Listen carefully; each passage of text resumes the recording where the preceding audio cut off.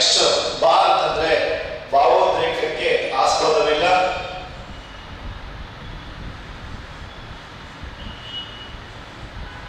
ಭಾವೋದ್ರೇಕಕ್ಕೆ ಆಸ್ಪದವಿಲ್ಲ.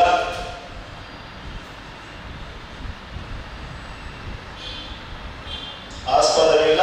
ಇನ್ನು ನೆಕ್ಸ್ಟ್ ಹಿಂದುಳಿದ ರಾಷ್ಟ್ರಗಳಿಗೆ ಸೂಕ್ತ ಈ ಅಂತಂದ್ರೆ ಹಿಂದುಳಿದ ರಾಷ್ಟ್ರಗಳಿಗೆ ಸೂಕ್ತ.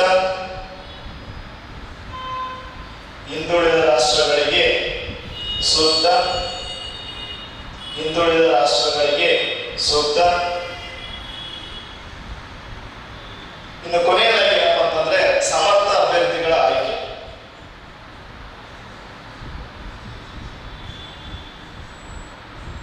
ಸಮರ್ಥ ಅಭ್ಯರ್ಥಿಗಳ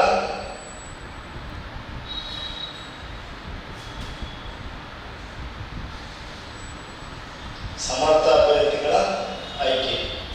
ಈ ರೀತಿಯಾಗಿ ಏನ್ ಮಾಡ್ಬೋದು ಅಂತಂದ್ರೆ ಪರೋಕ್ಷ ಚುನಾವಣೆಯ ಲಕ್ಷಣಗಳನ್ನು ನಾವು ನೆನಪಿಟ್ಕೊಳ್ತಾ ಹೋಗ್ಬೋದು. ಈ ರೀತಿಯಾಗಿ ಬರೆದಿದ್ದೇ ಆದಲ್ಲಿ ದ್ವಿತೀಯ PUCಯ ಒಂದು ವಿದ್ಯಾರ್ಥಿಗಳು 5 ಅಂಕಗಳನ್ನು ಸುಲಭವಾಗಿ ಬಳಸಲಿಕ್ಕೆ ಸಾಧ್ಯ ಆಗ್ತದೆ.